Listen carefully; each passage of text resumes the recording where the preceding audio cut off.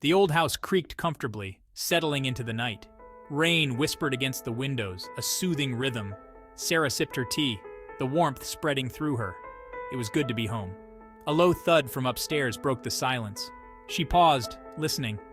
Just the house settling, she reassured herself. Old houses groaned, especially on stormy nights. She took another sip, her gaze drifting towards the living room ceiling. The silence stretched, punctuated by the rhythmic ticking of the grandfather clock. Just as she began to relax, a distinct scratching sound pierced the quiet. It was closer now, right above her. Fear, cold and sharp, tightened its grip. It was not her imagination. Something was moving up there. The logical explanations she'd conjured moments ago crumbled. Panic welled up, threatening to consume her. She forced herself to think rationally. Her heart hammered against her ribs, a frantic drumbeat to the symphony of fear resonating within her. The scratching was relentless, demanding her attention. Ignoring it was no longer an option. She rose from the chair, each movement stiff, hesitant. The house seemed to hold its breath, the storm outside mirroring the turmoil within her. Every creak of the floorboard, every rustle of the wind against the window pane amplified her fear. Heaving a shaky breath, she steeled herself. Whatever was in the attic, she needed to face it. Running away wasn't an option. This was her home. With newfound determination, she moved towards the hallway, her gaze fixed on the attic door at the end. The attic door loomed before her, a dark, forbidding entrance to the unknown. The scratching sound intensified, urging her forward. She reached out, her hand trembling as it touched the cold, rough wood. Taking a deep breath, she pushed the door open. The hinges shrieked in protest, the sound echoing ominously in the sudden silence. Darkness greeted her, thick and impenetrable. The musty smell of old wood and forgotten things wafted down, sending a fresh wave of unease washing over her. She fumbled for the light switch, her heart pounding against her ribs. A faint click, and a single bare bulb flickered to life, casting long, dancing shadows across the cluttered space. Dust motes danced in the weak light, swirling like tiny phantoms. Armed with nothing but a flickering bulb and her own dwindling courage, she stepped inside, the door creaking shut behind her with a finality that sent shivers down her spine. The attic was a cavernous space, piled high with forgotten relics of the past. Covered in dust and cobwebs, trunks lay stacked precariously, their contents a mystery. The air hung heavy, thick with the scent of decay and the weight of forgotten memories. She moved cautiously, her hand brushing against cobwebs that clung to her like ghostly fingers. The only light came from the single bulb, its feeble glow swallowed by the shadows that danced in every corner. The scratching had stopped, replaced by an unnerving silence that pressed in on her. She scanned the room, her eyes struggling to penetrate the gloom. There was nothing, and yet the hair on the back of her neck prickled with the feeling that she was not alone. An unseen presence seemed to watch her, its gaze heavy and cold. A sudden thump from the far end of the attic sent her spinning around, her heart leaping into her throat. A shiver ran down her spine, and she fought the urge to turn and flee back down the stairs.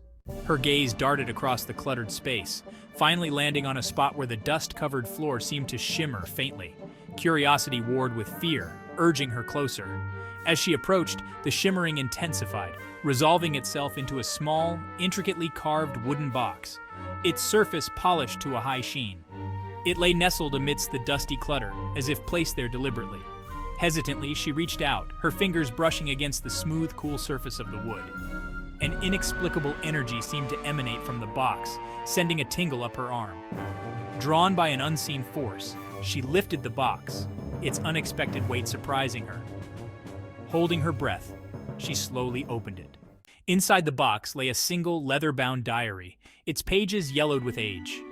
The faint scent of lavender, incongruously sweet and familiar, wafted up from its pages. Intrigued, she picked it up, her fingers tracing the delicate, spidery handwriting on the first page.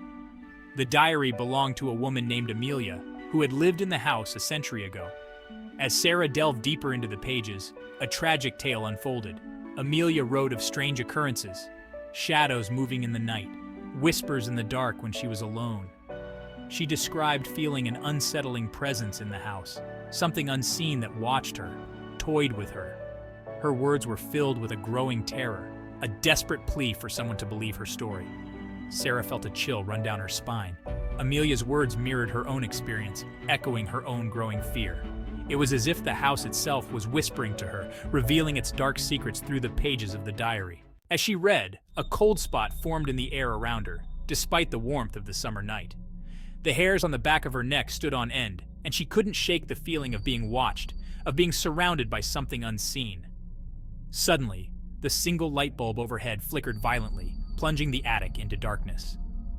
A gasp escaped her lips as a cold hand, insubstantial as air, yet undeniably real, brushed against her cheek. Panic surged through her. The diary tumbled from her grasp, its pages scattering across the dusty floor.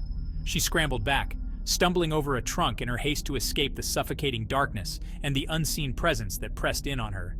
The cold spot intensified, swirling around her like a malevolent entity. She could feel its icy breath on her skin, hear its whisper, faint and chilling, in her ear. "You believe now, don't you?"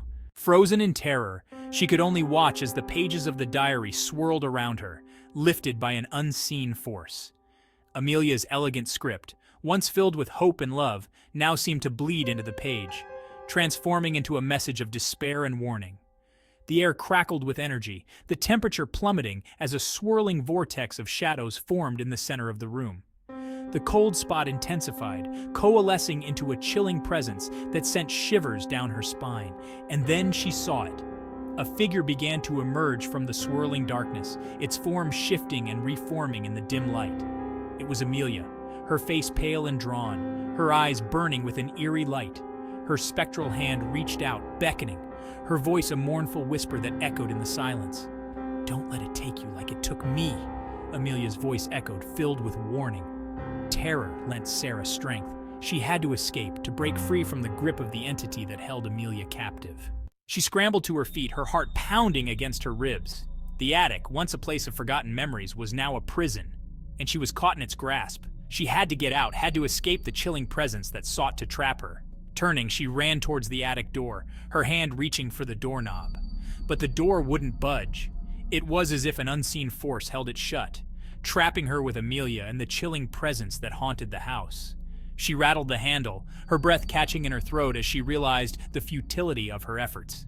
She was trapped, just like Amelia all those years ago. The temperature plummeted, and she felt a cold hand close around her wrist, its grip inescapable.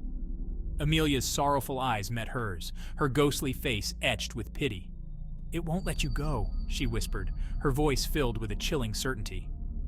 And as darkness closed in, Sarah knew with a terrifying certainty that Amelia was right. The attic, once filled with whispers, now echoed with her own screams.